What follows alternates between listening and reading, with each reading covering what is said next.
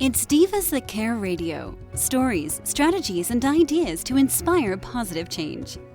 Welcome to Divas That Care, a network of women committed to making our world a better place for everyone.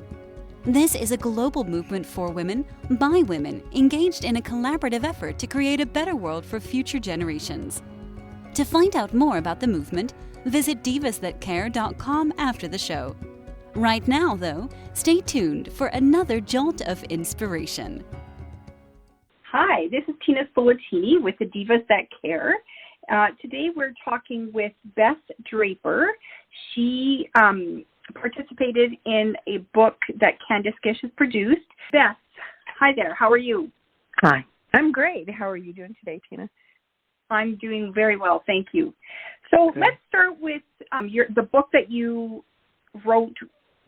Okay, so it's just Candice did the anthology of Divas That Care, and it's mothers and daughters, and she asked for submissions for stories, short stories for women, and I submitted a short story about myself and my daughters and how we just started learning to communicate and how we continued. 3 girls in the same house sometimes is difficult, and so it's interesting times.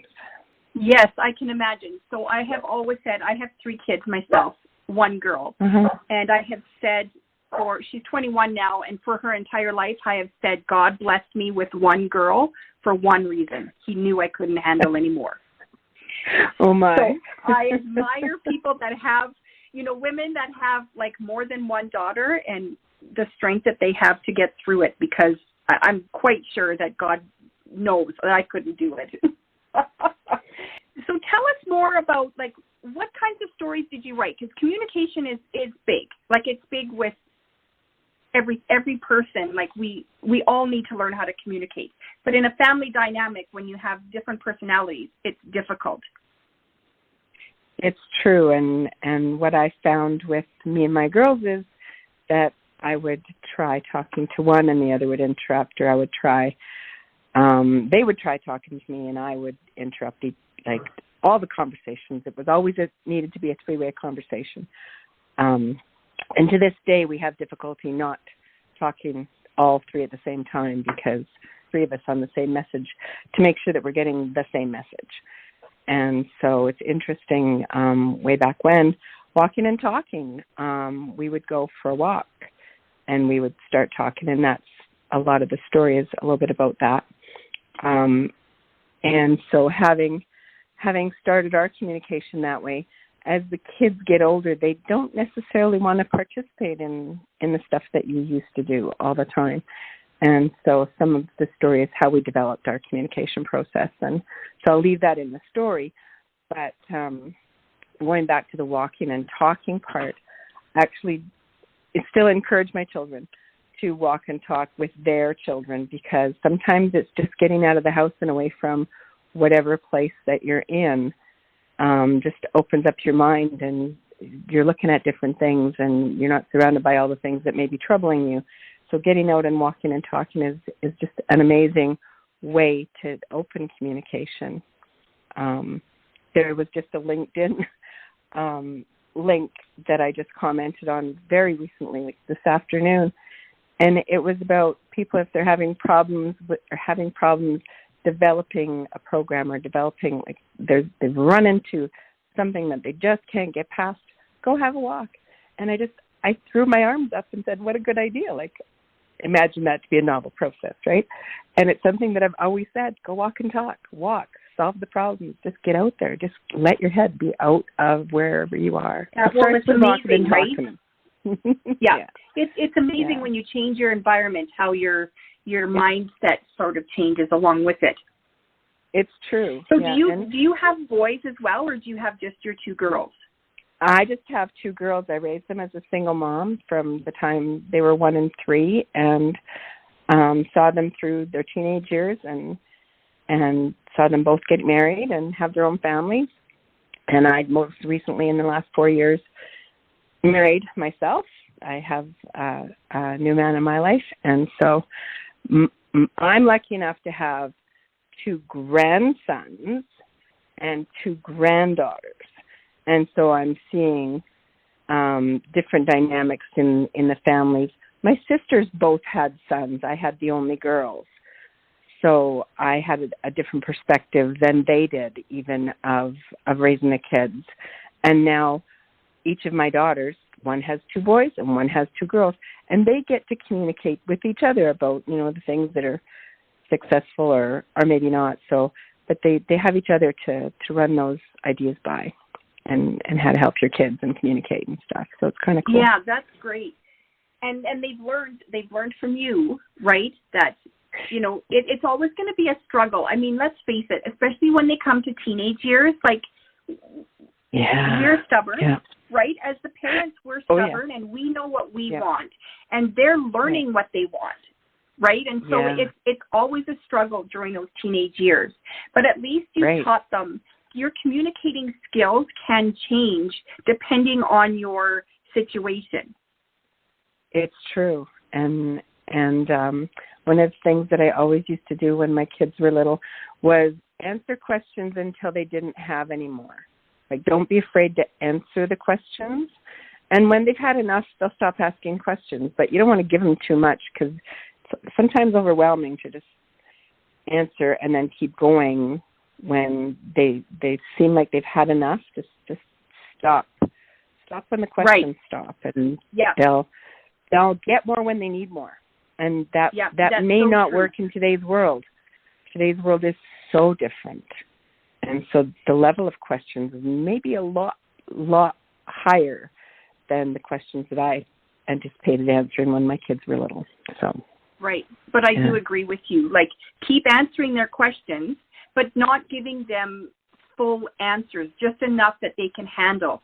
Because once they've had enough, they take it back and they let it, simmer inside them, and then they'll come up with more questions if it's not enough. Right, exactly. Yeah. Yeah, I learned that with my kids as well. And I found that my daughter to this day, she'll come back and ask questions that we kind of answered like 4 or 5 years, right? She'll be like, Mom, do you remember when we had this conversation? And half the time I don't remember because, I mean, life is busy. But sometimes, she'll say, you told me this, and this, and then I'll say, oh, yeah, and then we'll have another discussion about it. And she can see my perspective as an adult now rather than the teenager that she was at the time. And I love that. I'm sure you see that now as your kids are mothers. You see that, what you taught them, they see it differently now. Absolutely. And it's wonderful to watch them learn about their world through their eyes of their kids and the questions and the answers that they give and the communication that they're able to have, just to learn that evolves. Like, the kids will ask questions to their understanding. And then, like you said, they'll come back when they understand a little bit more and ask a little bit more. And you can share more information. It's the coolest thing, the evolution of communication. It's just really amazing. It's so true. Yeah, it's so true. And I'll tell you, if my parents had communicated with me the way I communicate with my kids, our world would be so much more open. I got no because I said so, right? I got that a lot. Right. And I don't do that with my kids. I don't say because I said so, right? And my mom often will say to me, you give them too many options or you explain too much. But I want them to understand where I'm coming from, right? Yes, yeah. And my answer was, we'll see. Because I never, but they knew that when I said we'll see, it was immediately no, but we'll see for the future. It's potential, but not right now. We'll not see right now, was my standard answer. Yeah.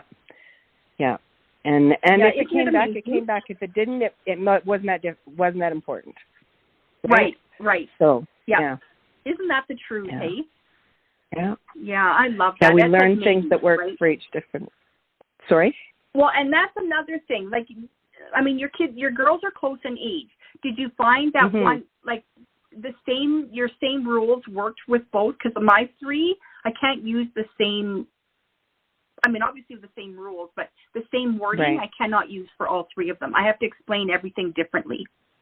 Yeah, absolutely. Everything needs to be explained differently, but I mean, they communicate with each other. So that's what I often found is I would lay down the law as we always do or can do. And then they would communicate about it too, and commiserate with each other about, why not that was the right thing to do. And listening to them helped me to or I guess overhearing what they said oftentimes helped me to make different decisions different times, right? Right. But you watch their communication too. Yeah. It's amazing. Don't you find it just amazing to watch through, be watching them and seeing their reaction to what they've learned from you? Oh, yeah. Yeah. Yeah, I'm always amazed at how they react. Right. And how some of the things that I did or tried to instill in them, just really at this point in their lives, you know what, they do things different because they've learned something different that works for them. And all the power to them, right? It's right. Just, yeah. Right.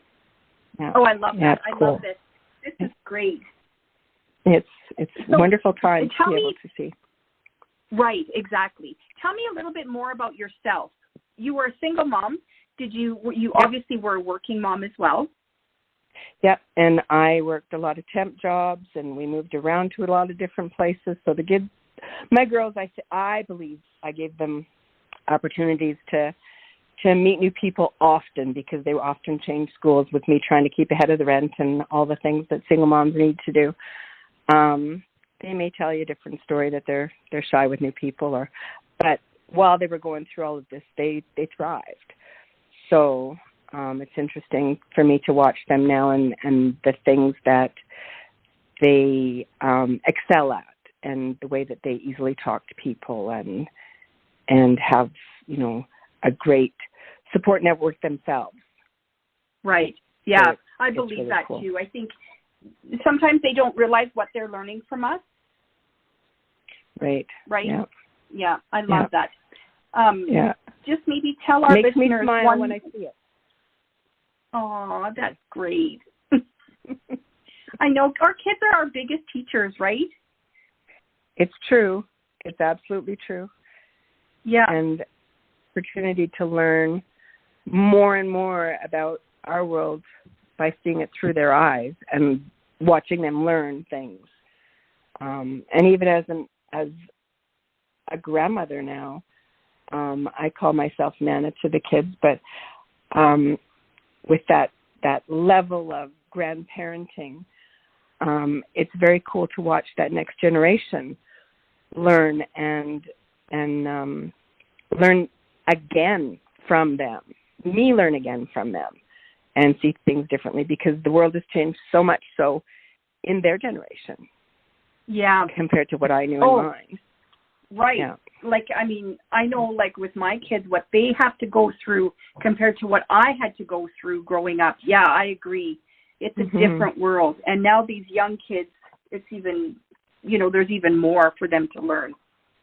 Absolutely. So, and more ways to learn. More ways. And more ways, yes. Yes, because technology has definitely, it's without it, we can't do much. Right. It's true. And I know that when the girls and I were having difficulty communicating, we developed our own, with help from the community, of course, developed a way that works really well for us. And that's still part of the story. So I'm going to leave that there.